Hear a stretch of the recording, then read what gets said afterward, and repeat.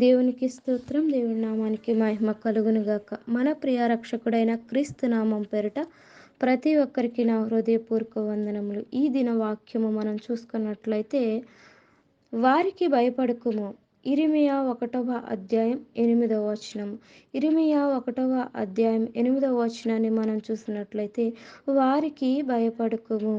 ఎదుటి వారిని చూసి భయపడేవారు చాలామంది ఉంటారు కదండీ! అలాగే ఇక్కడ ఇర్మియా ప్రవక్త కూడా మరి ఏర్పరచుకున్నప్పుడు భయపడుతూ ఉన్నాడు. నేను బాలుడను, నేనేమి చేయలేను, నేను మాట్లాడలేను, నేను బలహీనుడిని అని మాట్లాడుతున్నప్పుడు మరి తండ్రైన దేవుడు మాట్లాడుతూ ఉన్నాడు.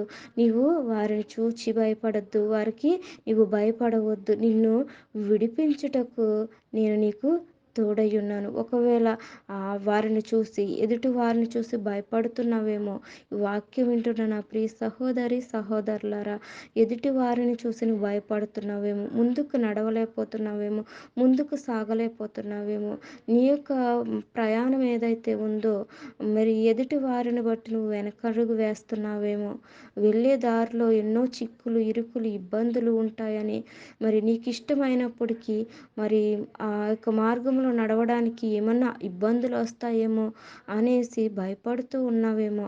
అయితే ఇర్మియా ప్రవక్తతో మాట్లాడిన దేవుడు ఈ ఒక్క వాక్యము ద్వారా నీతో మాట్లాడుతూ ఉన్నారు. ఏమనంటే, నిన్ను విడిపించుటకు నేను నీకు తోడయ్యున్నాను. నీ వెళ్ళే మార్గంలో ఆయన తోడుగా వచ్చి ప్రతి చిక్కును, ఇరుకులను, ఇబ్బందుల నుంచి నీకు విడుదలనిచ్చి నడిపిస్తానని, ఆ యొక్క ప్రవక్త అయిన ఇర్మియా ఏ విధంగా అయితే భయపడుతున్నాడో, దేవుని మాటకు లోబడకుండా నేను భయపడుతున్నాను, నేను వెళ్ళలేను, నేను చిన్నవాడును, నేను బలహీనును అని చెప్తున్నాడు.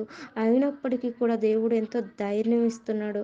అప్పుడు ఇర్మియా మాట్లాడుతున్న మాటకి దేవుడిచ్చిన జవాబు ఏంటంటే, నీకు నేను తోడుగా ఉన్నాను, నిన్ను విడిపించుటకే నేను ఉన్నానని మాట్లాడుతూ వస్తున్నారు. ఈ వాక్యం వింటున్న నా ప్రియ సహోదరి సహోదరులారా, ఇదిగో నీ వెళ్ళే మార్గం ఏమిటో, నువ్వు వెళ్తున్న ఆ యొక్క మార్గంలో ఏమన్నా ఇబ్బందులు వస్తాయని భయపడుతున్నావేమో, అయితే భయపడవద్దు, నీవు ముందుకు నడువు, నీతో కూడా నేనున్నాను, నిన్ను విడిపిస్తాను, నీకు జయకరమైన మార్గంలో నిన్ను నడిపిస్తాను, నీవు చేసే ప్రతి కార్యంలో కూడా నీకు తోడుగా ఉంటానని ఈ వాక్యం ద్వారా ప్రభు మాట్లాడుతూ ఉన్నారు.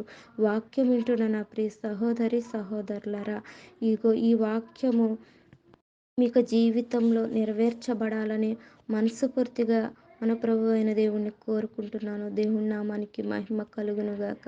హల్లెలూయా. వందనాలమ్మ.